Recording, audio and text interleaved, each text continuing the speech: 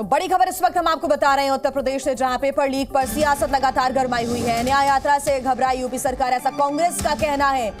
साथ ही अखिलेश यादव ने कहा कि नौजवानों के भविष्य के साथ खिलवाड़ किया जा रहा है। साथ ही प्रियंका गांधी का भी बयान सामने आया। उन्होंने कहा है कि परीक्षा माफियाओं को बचाया जा रहा है और सरकार माफियाओं को बचाने में गंभीर है, ना कि छात्रों के भविष्य को लेकर गंभीर है। तो वहीं सीएम योगी आदित्यनाथ ने कहा है कि जो भी दोषी होगा बख्शा नहीं जाएगा और 6 महीने बाद दोबारा परीक्षा होगी। तो यूपी पुलिस भर्ती पेपर लीक मामले पर भारी बवाल के बाद अब लगातार सियासी बयानबाजी हो रही है। तो वहीं अब योगी सरकार ने परीक्षाओं को रद्द कर दिया है और अब 6 महीने बाद एक बार फिर से परीक्षाएं कराई जाएंगी। साथ ही सीएम योगी आदित्यनाथ ने कहा है कि जांच होगी, कार्रवाई होगी और जो भी दोषी होगा बख्शा नहीं जाएगा। तो वहीं देखिए, रद्द होने पर अभ्यर्थियों में खुशी का भी माहौल है। कई जगह पर जश्न भी मना, क्योंकि ये लगातार मांग छात्रों की तरफ से की जा रही थी, नौजवानों की तरफ से की जा रही थी। परीक्षा रद्द होने पर अब सियासत तेज हो गई है। अखिलेश यादव और कांग्रेस के अलग अलग नेताओं की तरफ से निशाना साधा जा रहा है। तो अब तक का हम आपको अपडेट बता देते हैं। यूपी पुलिस भर्ती परीक्षा को रद्द कर दिया गया है। 6 महीने के बाद अब ये परीक्षा एक बार फिर कराई जाएंगी, ऐलान कर दिया गया है। तो वहीं सीएम योगी आदित्यनाथ ने कहा है कि बख्शा नहीं जाएगा, जो दोषी होगा उसे बख्शेंगे नहीं। परीक्षाओं की शुचिता से समझौता नहीं किया जा सकता। बोर्ड के अफसरों पर भी गाज गिर सकती है। सूत्रों के हवाले से जानकारी, दूसरी पाली के पेपर आउट हुए थे, ये भी जानकारी मिल रही है।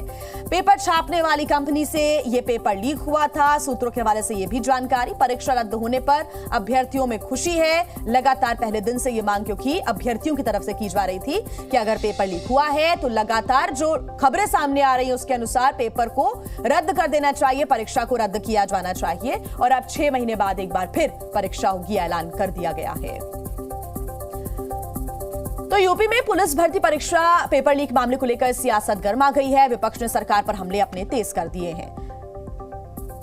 सरकार की नीयत नहीं थी नौकरी देने की, और सरकार अगर चाहती होती नौकरी देने की, सरकार की अगर नीयत साफ होती तो जिस समय पहला पेपर लीक हुआ था उसी समय सरकार सख्ती से कार्रवाई करती और उसका परिणाम ये होता कि किसी भी परीक्षा का पेपर लीक नहीं होता। जब मैं यहाँ आई थी 22 में, तो मैंने आपसे कहा था कि हमने एक घोषणा पत्र बनाया था, उसमें हमने एक पूरा प्लान बनाया था, एक पूरी योजना बनाई थी कि ये जो पेपर लीक बार बार होते हैं इसको रोकने की क्या योजना हो सकती है। उसमें जॉब कैलेंडर था, उसमें ये था कि एक कमीशन बनेगा और जितना भी अन्याय हुआ है उसको ठीक करने का काम होगा। और जॉब कैलेंडर में हर जो भी डेट था, परीक्षा का डेट, नियुक्ति की डेट, सारी पहले से तय।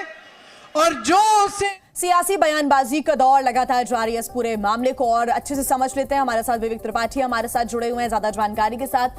विवेक, सियासत अपनी जगह है, लेकिन सबसे बड़ा सवाल यही है कि इस पूरे मामले के पीछे आखिर है कौन। सीएम योगी ने भी कह दिया है कि जो भी दोषी होगा बख्शा नहीं जाएगा। 6 महीने के बाद एक बार फिर से परीक्षाएं होंगी, लेकिन इस पूरे मामले के पीछे जो भी है उस तक पहुंचना बहुत जरूरी है, गंभीर विषय है।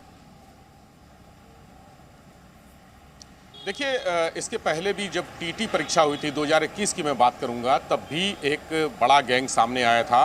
गोरखपुर के रहने वाले राय अनूप कुमार, जो एक कंपनी चलाते थे, RSM फिनसर्व कंपनी, उसी को ठेका दिया गया था परीक्षा के पेपर छापने का और रखने का। वहीं से पेपर लीक हुआ था गाजियाबाद में प्रिंटिंग प्रेस से। और इस बार भी यही चीज़ सामने आ रही है।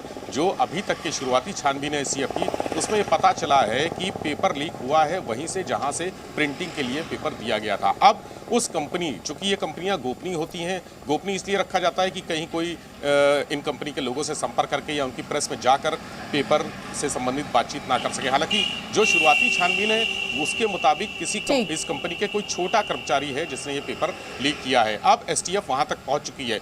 बलिया के नीरज यादव को एसटीएफ ने गिरफ्तार किया है। नीरज यादव वो शख्स है जो यहाँ लखनऊ के एक सेंटर में परीक्षा दे रहा था और उसके पास आंसर की थी। आंसर की को उसने एक पर्ची में लिख रखा था, नकल करते हुए पकड़ा गया था।